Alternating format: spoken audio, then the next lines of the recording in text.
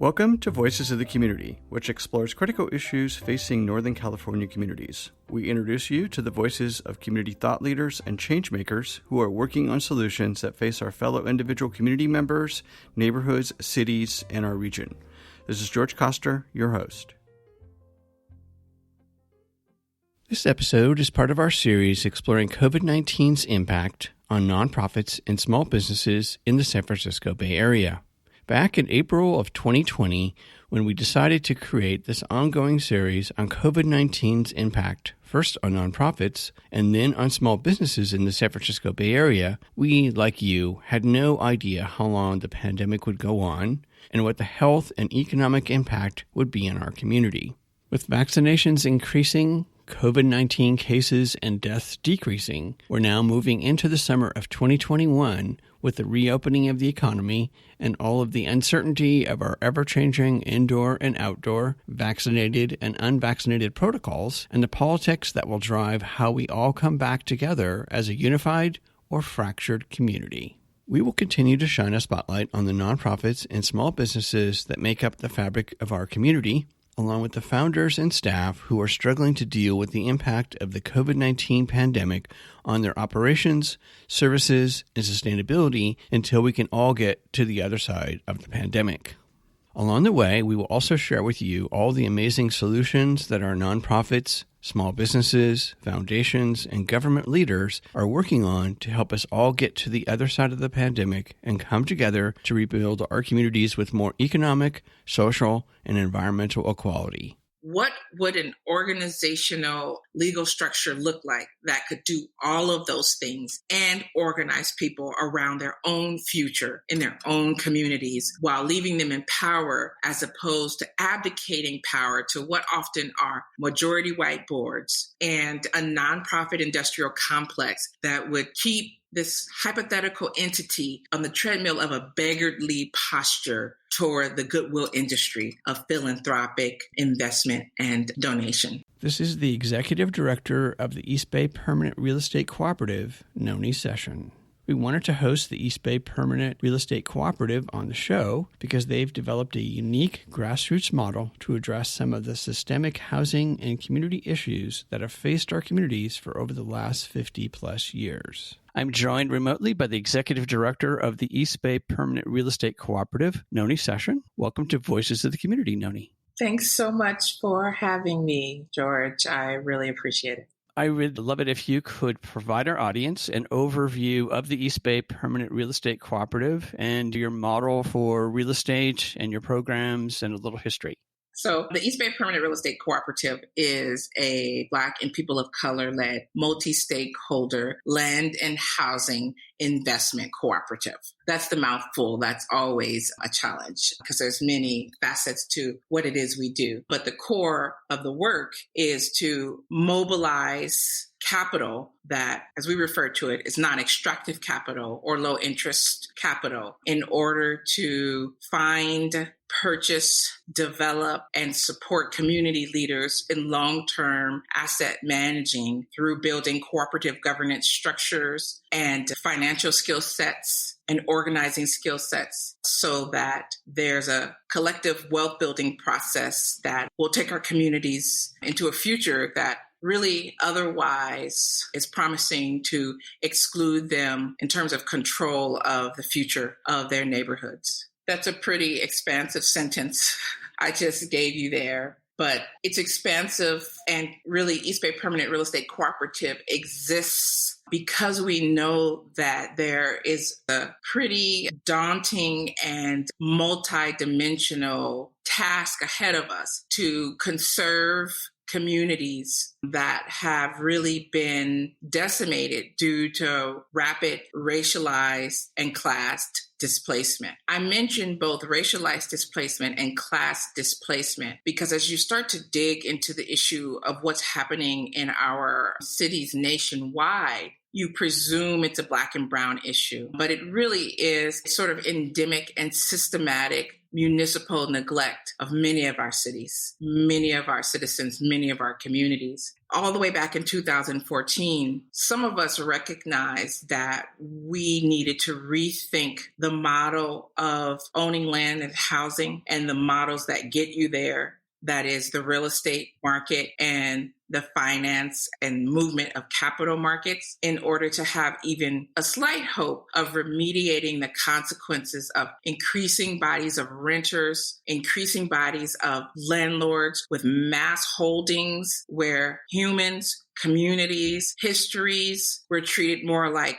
commodities and subjects of the market, as opposed to the things and the people and the places that ground us into an identity and a future in the United States. Back in 2014, I was myself founding a grassroots organization called State of Black Oakland, where about 13 of us were building a Black People's Assembly in Oakland that really seeked to advocate for Black Oaklanders, just as rapid racialized displacement was really making itself clear as we started to see the statistics and the consequences in our communities. Around the same time, a lawyer, Janelle Orsi, one of the co-founders of the Sustainable Economies Law Center, wrote a white paper called Ownership is Dead, and really asking the question of what do we do about the crisis of ownership for frontline communities when all of the tools that we have to work with are broken tools, indicative of multiple crashes in the real estate market, indicated by repetitive arcs of predatory lending, indicated by the ratio of renters rising while the rate of displacement matched, and indicated by the absence of resources and wealth in Black and brown communities compared to our white counterparts.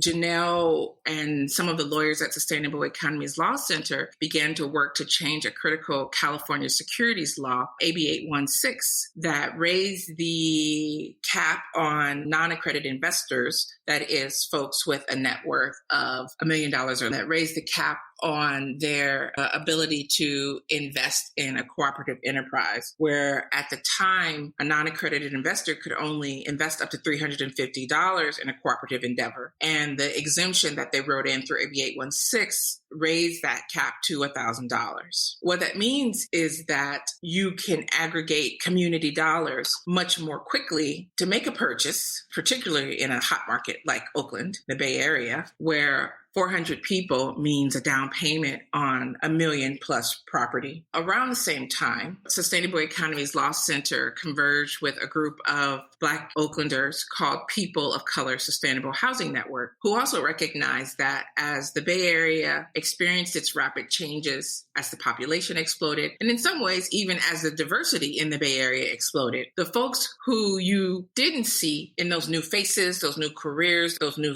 ways of being were Black and brown folks, particularly legacy and longtime Black and brown Oaklanders. So we got circus performers and metal workers and software engineers and gardeners, but those populations of people who were being housed, who were being supported with loans, who were being supported by city policy were increasingly white descended and new members of our community. So Sustainable Economies Law Center and People of Color Sustainable Housing Network found that their vision and their question for what kind of experimental structures we could create to be a legal and financial holding container for collective Black ownership and to secure land and space and place for Oaklanders led to them beginning to conceive an organization for which they began to write bylaws. What would an organizational legal structure look like that could do all of those things and organize people around their own future in their own communities while leaving them in power as opposed to abdicating power to what often are majority white boards and a nonprofit industrial complex that would keep this hypothetical entity on the treadmill of a beggarly posture toward the goodwill industry of philanthropic investment and donation.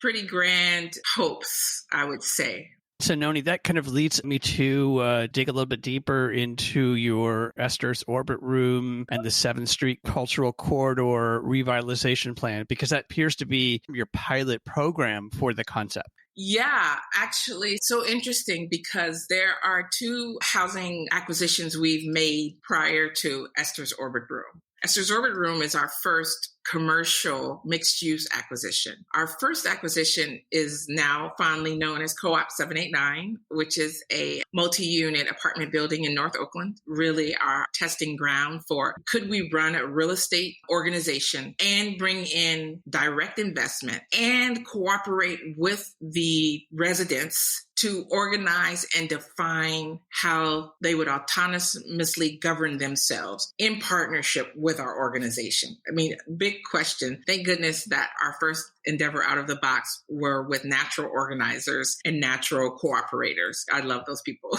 And our second project was pretty groundbreaking in that our partner in Just Transition, Carolyn North, an elderly dancer, felt like one of the critical pathways to a just transition is that folks who are high net worth and wealth holders should not and shall not seek to hoard their generational wealth away from communities who have been deprived and explicitly disinvested and dispossessed of their access to generational wealth. So as Carolyn began to see the end to her life after giving her children their inheritance and supporting one of our amazing partners, Planting Justice, in buying a farm in El Sobrante to which she would retire, she donated her single-family home with a detached dance studio to East Bay Permanent Real Estate Cooperative in order that we move forward her mission of housing Black and Brown working artists in dignified, beautiful, affordable, and permanent environments. And in addition, the detached dance studio allows an extra revenue stream so that livelihood and life becomes even more possible. Their ability to act on their community, on their futures, on their visions becomes even more possible with access to more space that essentially they're not being gouged to have, right? That they're governing in partnership with East Bay Permanent Real Estate Cooperative. And the seed of that extra revenue stream really started to fertilize our thinking. Like we sort of played around with it rhetorically early on, like, ooh, what if we were able to create more access to resources with the asset itself? Right? What if we could turn these assets into something that could really create endless stability for as many people as possible so that their energy and their visions are freed up from debt, which often you can position rent as lifelong debt, for transformation, for transformative energy. Although we thought our next project was going to be a multi-unit apartment building where we wanted to experiment with organizing a high number of tenants. So that's actually going to be our fourth project, like a 15 to 20 unit residential building.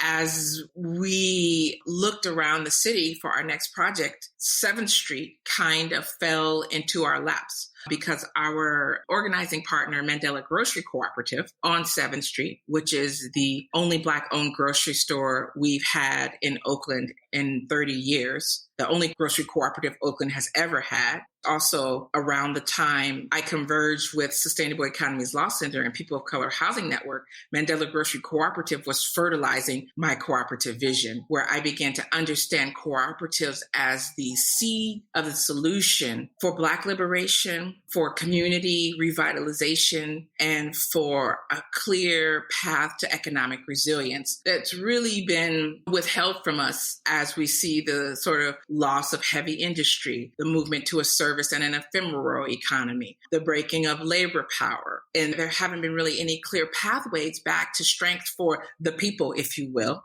Hopefully that doesn't land as a cliche, but really the humans that live and make this place a vital, vibrant place. My eyes were really opening to how possible it is to transform whole bodies of people through returning to them a sense of economic power, because with it comes a sense of social power. And And as we were in about our second or third year, our partners, Mandela Grocery, asked us to help them think about how we could ground a project on the corridor. And we convened a 6-month process called the Black Economic Salon. We called it a salon because we thought it was just going to be a conversation to think about how we could revitalize a Black economic base in Oakland. Within 2 meetings, because there's been such a thirst for generations to renew this vision, we had formed committees, retail, culture, and daily life, environment, and began to write a business plan for a cooperative project that would support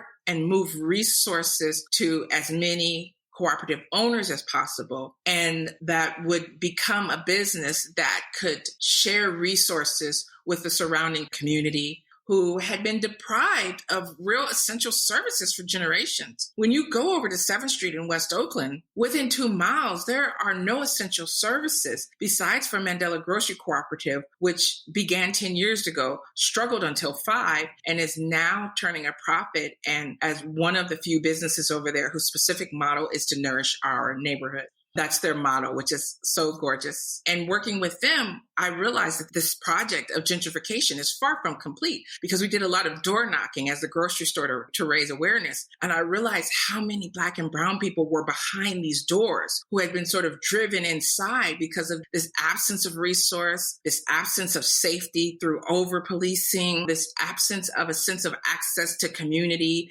and serendipitous spaces with which to accidentally see, converge with, and fertilize one another. And as we sort of trolled the corridor for opportunity, we were throwing a few community breakfasts. And as EB Prec began to sort of talk to people about its next project, we realized that we had this buried jewel. So Mandela's at the foot of the corridor at Mandela Parkway, which used to be Cypress Way and 7th Street. And Esther's Orbit Room is at the head of the corridor at 7th and Wood Street before you move on to the port. We realized there was this buried jewel that actually was emblematic of how one thing, one asset has been and can be again a nexus around which many other economic, social, and cultural activities can ground themselves and then grow.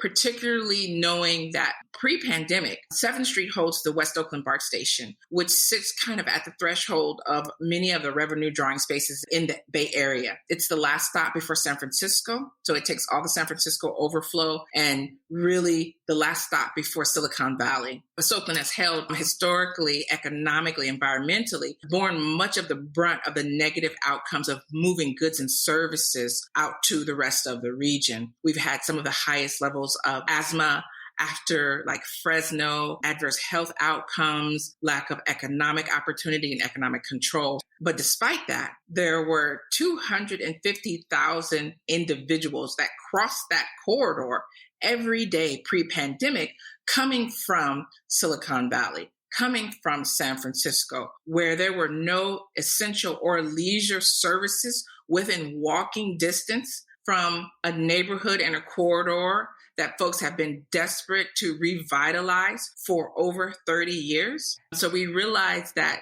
as locals and as natives who had really seized on an economic model that could bring in capital that was non-extractive, meaning money that was inexpensive enough to support an affordable acquisition. We realized that as folks who had deep insider knowledge, we knew where the value was that we could tap into, meaning an untapped customer population, meaning that in innovative business models, we know that you build business around building community and building community support. Somehow, when it comes to community development, those innovations seem to sort of fall to the side when in fact, that is how you activate your customer base, by building your community base. We knew that we had a community that was thirsty for connection and vision and places to play those relationships out. And we also knew that in order to move forward our vision for more housing, that we had to break the stigma attached to this idea of old or new approaches to creating and building affordable housing.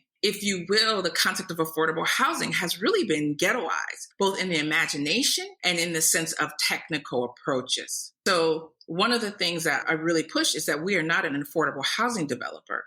We are a community-led real estate developer that acquires permanent, affordable, and community-controlled land and housing for the future of our neighborhoods. So Esther's Orbit Room presented itself as the opportunity to model how you could ground people into the revenue model as residents who live above in the mixed-use space and create a abundant resource that would also feed the neighbors and the neighborhood that surrounds the acquisition through the kind of programming that you put into place in relationship to the commercial space, the residential space, and the extra outdoor space around it. So we're acquiring 3 parcels. One is the historic Esther's Orbit Room performance venue and bar. The old coffee shop next door is set to be something like a fine arts gallery and a movement arts gallery for yoga, potentially healing arts like Reiki. The parking lot in the back will front out to a cafe that will sort of be situated in the center, kind of directly in the middle of all 3 parcels, that will then open out onto a parking lot and a garden so that there's community activation space. And in partnership with Mandela Grocery Cooperative, we're going to be looking to ground a Black and Brown farmers market back into West Oakland for the first time ever, and looking to build a model. So part of our work is not just to galvanize the impact capital, not just to develop the project, not simply to tap community leaders to give the projects to, but to help build internal structures, cooperative governance, autonomous governance, long-term asset management, and a vision for community transformation into our co-management agreement so that we're positioning people to create long-term change where the land and housing is protected by our bylaws, and we continue to support them with a runway of capital to really get them on their feet, the way we know has been a successful model for all ventures that take place, at least on the American landscape. Thank you. That was very detailed. I love it. And you're seeing it as a cultural corridor revitalization because 7th Street was Harlem of the West, as described on your website, by the way. I like the history piece of it as well. And like so many downtowns bisected by a freeway that fell down and then has now been rebuilt. And then you've got massive amounts of development going in around the BART station, so lots of gentrification. So what's the status now on the cultural corridor revitalization project? Do you have your direct public offering out there?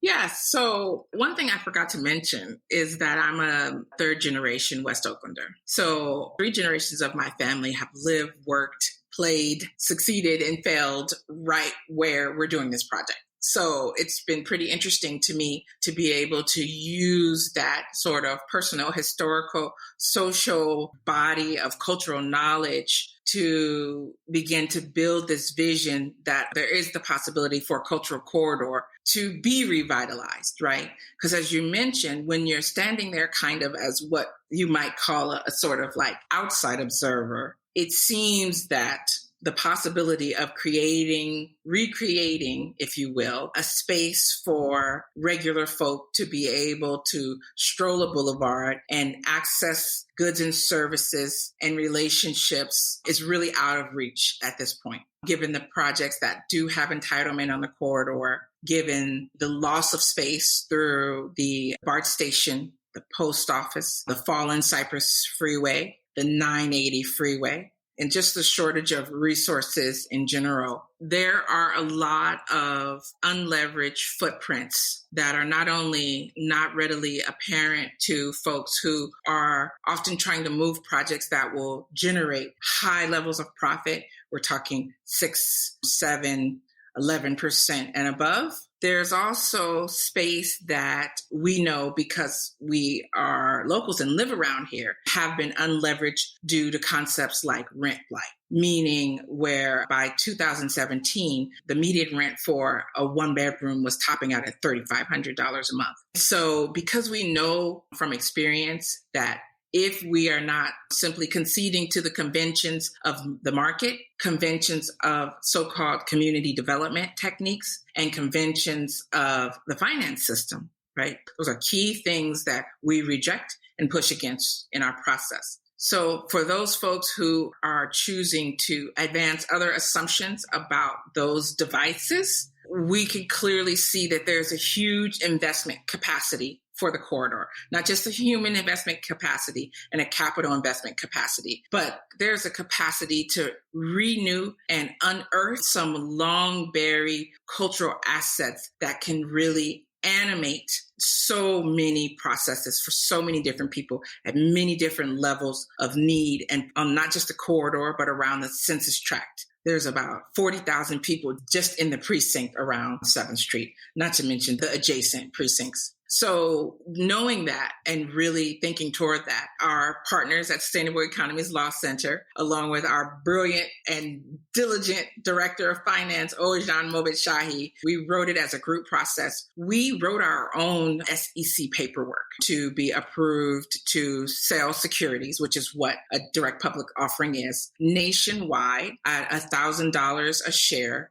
You can now buy from us as many shares as you would like at a projected 1.5% return over a 5 to 10-year term. It's unusual and unheard of for a grassroots organization to write its own DPO paperwork and be approved. It took us a year because we knew that we were headed in this direction. We knew that there was a very deep and wide investment capacity for untapped nodes of our neighborhood throughout Oakland, throughout the East Bay, because those untapped nodes are really active, are really dependent on tapping local knowledge and local leadership for opportunities that you cannot find on Redfin. These are opportunities you have to find through relationship. These are opportunities that make themselves seen through really attempting to meet people's needs. These are opportunities that we want to offer to folks who want to see their capital do more in the world than support the buying and selling of commodities, the subdivisions of a thing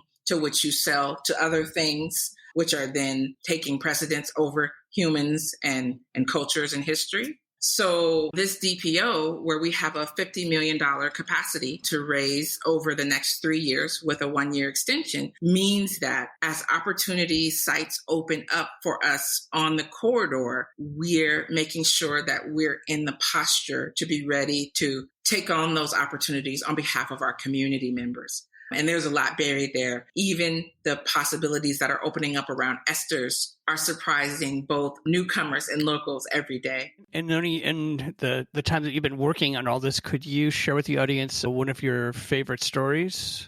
I guess my favorite stories really have started to surface even before I realized that our project would be grounded, that the real sort of watershed of our work would be grounded through a commercial acquisition, was when I started to realize what kind of treasure had been buried in West Oakland for me by my parents. Apparently, my mom was one of the original members of this project called Model Cities, which for like colloquial time frame we would call back in the day.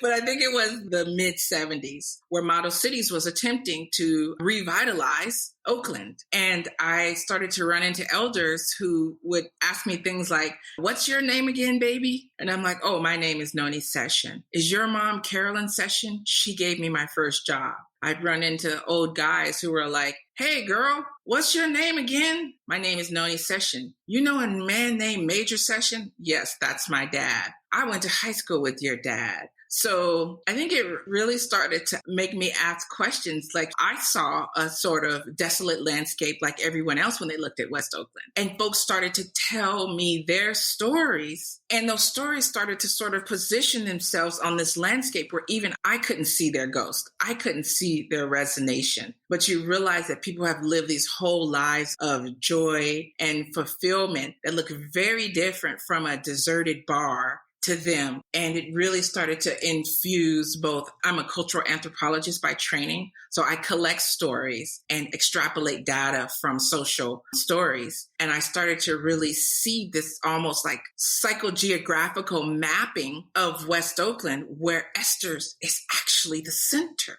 And so the most exciting part is every single time, to the person, I would mention that we were working toward raising the full capital to buy esters, there is a story to match every time I've remarked upon this project, every time. So that's not necessarily a favorite moment, but that's one of my favorite flows about this project, because as an anthropologist, when people start offering you stories, they're offering you history. I want to say this in sort of a social scientist way, but they're offering you mathematics. They're offering you the ability and the privilege to put the pieces together and understand arcs of history and time and politics through the eyes of ground level humans. So that's not quite an answer to your question, but that's my favorite thing about what's happening here in my life today.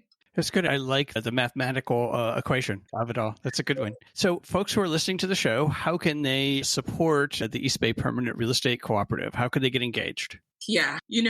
We're living in a time where information flows are really overdefined by large conglomerates.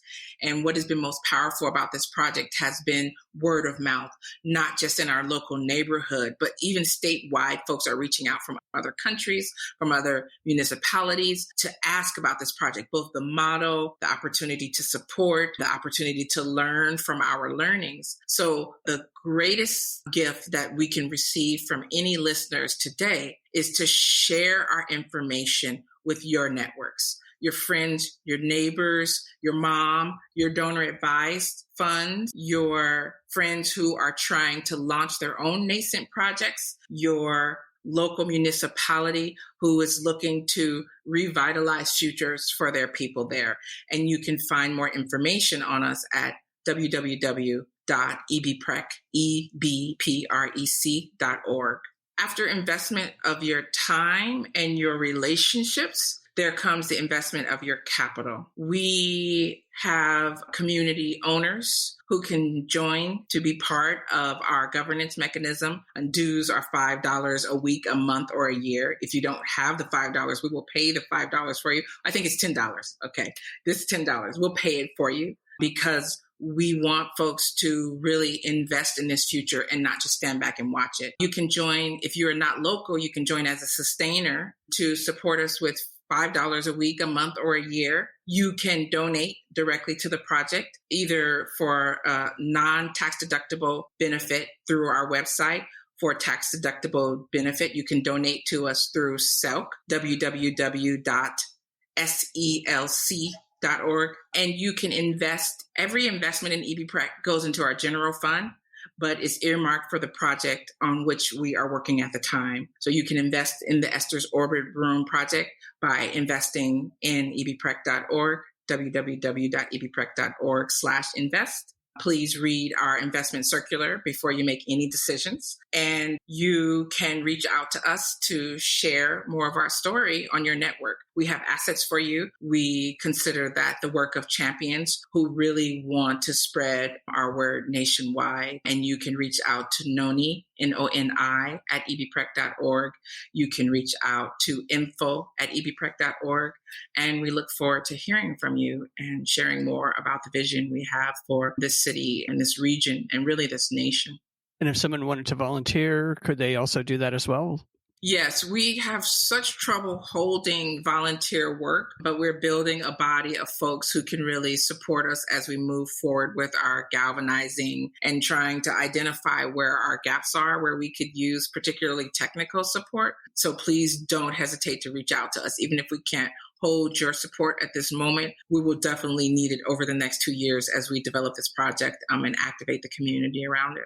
Noni, our final question for today. What do you think are some of the positive things that could come out of the pandemic and crisis to support your work with residents, small businesses, the arts and creative economy in West Oakland? My favorite thing, as I mentioned, I'm a third generation West Oaklander, and I have seen, experienced, been the object of the Black community and Black bodies being policed and ordinanced out of public space at many different stages of my development here. And what's been kind of exciting and opportune for, in my opinion, and I think in our opinion as EBPREC, is that because the pandemic has kind of forced us to think about space in a more open air sense, not symbolically, actually. Our design that's coming out of the revitalization of this project, our community engagement, our community galvanizing, has really been an opportunity to program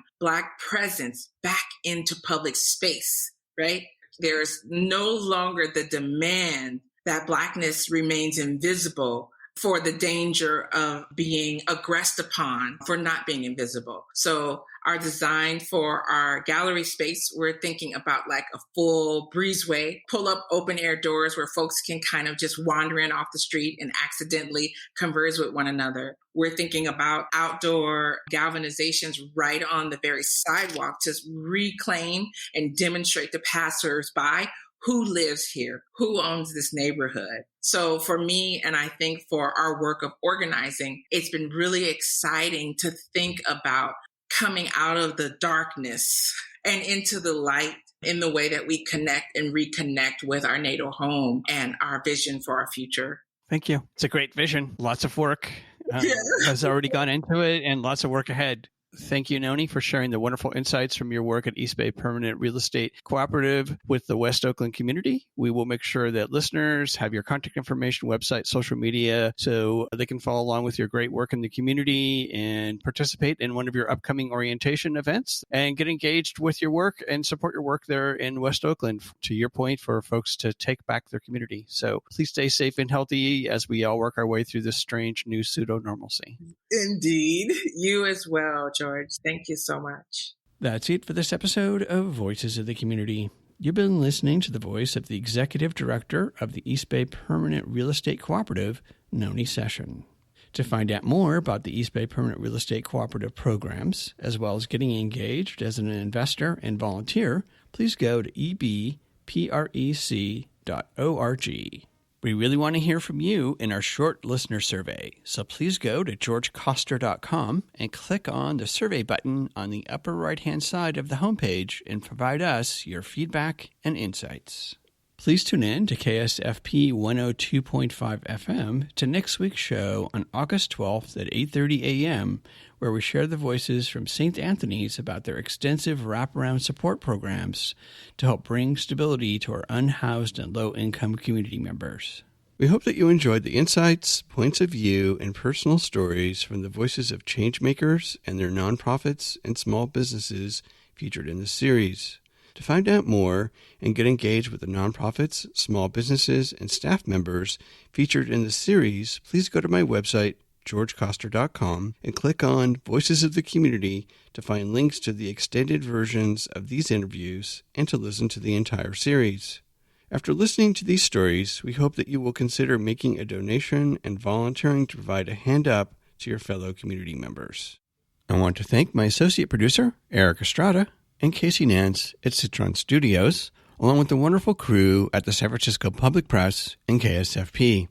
Voices of the Community is a member of Intersection for the Arts, which allows us to offer you a tax deduction for your contributions. Please go to georgecoster.com and click on the donate link to make a donation to help us provide future shows just like this one. While you're on our website, you can enjoy our archived past shows, which feature community voices working on solutions to critical issues facing Northern California communities. And you can sign up for our newsletter to find out more about future shows, as well as shows and events from the organizations that are included in our episodes. Take us along on your next COVID walk by subscribing to Voices of the Community on Apple Podcast, Spotify, and Google Podcast, or wherever you get your podcast.